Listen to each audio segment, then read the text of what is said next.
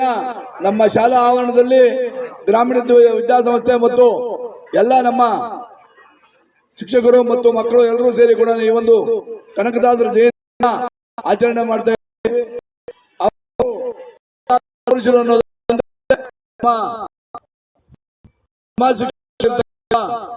ಆನಂದ್ ಗೌಡರು ವಿಚಾರವಾಗಿ ಹೇಳ್ತಾರೆ. ನಾನು ಕೆಜೆ ಕನಕದಾಸರ ಕಾರ್ಯಕ್ರಮ ಅನೇಕ ನಡೀತವೆ, ಅಲ್ಲಿಗೆ ಹೋಗ್ಬೇಕಾಗಿರುತ್ತೆ. ಆದರೆ ಒಂದು ಅಂದ್ರೆ ಕೆಂಪೇಗೌಡರು ವಿಜಯನಗರ ಸಾಮ್ರಾಜ್ಯ ಆಳ್ವಿಕೆ ಸಂದರ್ಭದಲ್ಲೇ ನಾನು ಮಹನೀಯರು ಅಂತ ಮಹಾನ್ ನಾಯಕರು ಕೂಡ ಹುಟ್ಟಿರ್ತಕ್ಕಂಥವ್ರು. ಆದ್ರೆ ಅವ್ರ ಪರಂಪರೆ ಇವ್ರದೊಂಥರ ಪರಂಪರೆ. ಇವರು ಸುಮಾರು 250 ದಾಸ ಶ್ರೇಷ್ಠರಲ್ಲಿ ಇವರು ಪವಿತ್ರವಾದಂತಹ ದಾಸ ಶ್ರೇಷ್ಠರು. ಇವರು ಕನಕದಾಸರು ಅಂದ್ರೆ ಆ 250 ದಾಸ ಶ್ರೇಷ್ಠರಲ್ಲಿ ಇವರು ಪವಿತ್ರವಾದಂತಹ ದಾಸ ಶ್ರೇಷ್ಠ. ಇವರು ಸುಮಾರು 98 ವರ್ಷಗಳ ಕಾಲ ಬದುಕಿರ್ತಾರಂತವ್ರು. ಅವರ ಆಯುಸ್ಸು 98 ವರ್ಷಗಳ ಕಾಲ ಅಂತ ಹೇಳ್ತಾರೆ. ಅದಕ್ಕೆ ಬೇಕಾದಷ್ಟು ಇರ್ತವೆ.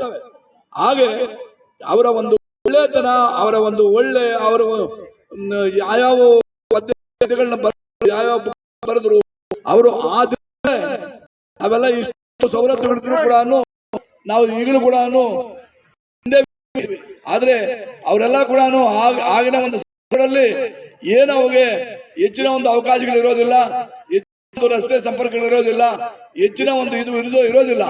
ಅಂತ ಸಂದರ್ಭದಲ್ಲೂ ಕೂಡ ಅಂತ ಮಹಾನ್ ನಾಯಕರು ಅಷ್ಟೊಂದು ಚೆನ್ನಾಗಿ ಸಾಹಿತ್ಯವನ್ನ ಮತ್ತು ಕೀರ್ತನೆಗಳನ್ನ ಹಾಡಿ ನಮ್ಮ ರಾಜ್ಯದಾದ್ಯಂತನೇ ಅಲ್ಲ, ಇದು ದೇಶದಾದ್ಯಂತ ಕೂಡ ಇವರು ಒಂದು ಇದು ಎಲ್ಲಾ ಭಾಷೆಗಳಲ್ಲೂ ತರ್ಜುಮೆ ಆಗಿದೆ, ಎಲ್ಲಾ ಭಾಷೆಗಳಲ್ಲೂ ಇದೆ.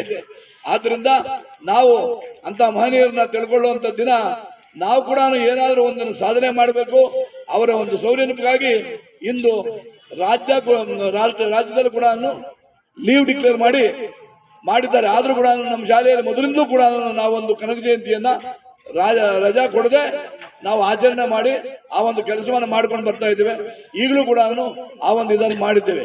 ಅದರ ಅಂಗವಾಗಿ ಇವತ್ತು ಏನು ಮಕ್ಕಳಿಗೆ ಅನೇಕ ಒಂದು ಪ್ರೈಸಸ್ನ ಇದನ್ನ ಕೊಟ್ಟು ಇದು ಮಾಡಿರ್ತಕ್ಕಂಥದ್ದು. ಮುಂದೆ ಇನ್ನೂ ಕನಕ ಜಯಂತಿ ಬಗ್ಗೆ ಹೆಚ್ಚಿನ ಅನುಕರಣೆ ಮಾಡಬೇಕು. ಅದರ ಜೊತೆಯಲ್ಲಿ ಯಾರು ಮುಂದಿನ ದಿನಗಳಲ್ಲಿ ಯಾರು ನಮ್ಮ ಗ್ರಾಮೀಣ ವಿದ್ಯಾಸಂಸ್ಥೆಯಲ್ಲಿ ಹೈಸ್ಕೂಲ್ ಇರ್ಬೋದು, ಪೂರ್ವ ಕಾಲೇಜ್ ಇರ್ಬೋದು ಅಥವಾ ಡಿಗ್ರಿ ಇರ್ಬೋದು, ಅದರಲ್ಲಿ ಆ ಸಮುದಾಯಕ್ಕೆ ಸೇರಿರ್ತಕ್ಕಂಥ ಯಾರಾದರೂ ಉತ್ತಮದಲ್ಲಿ ಪಾಸ್ ಆಗಿದ್ದಾರೆ ಅವರು ಕೂಡ ಏನಾದರೂ ಪ್ರೈಸ್ ಅನ್ನು ಕೊಟ್ಟು ಇಲ್ಲಿ ಸನ್ಮಾನಿಸುವಂತ ಕಾರ್ಯಕ್ರಮ ಮಾಡೋಣ ಅಂತ ಹೇಳಿ ನಾನು ಸಂಸ್ಥೆ ವತಿಯಿಂದ ಕೂಡ ತೀರ್ಮಾನ ತಗೊಂಡು ನಾನು ಆಲೋಚನೆ ಮಾಡಿದೆ. ಯಾಕೆಂತ ಹೇಳಿದ್ರೆ ಸಮಾಜವನ್ನು ಗುರುತಿಸಬೇಕಾದ್ರೆ ಯಾವ ರೀತಿ ಗುರುತಿಸಬೇಕು, ಯಾರಿಗಾದ್ರೂ ನಮ್ಮ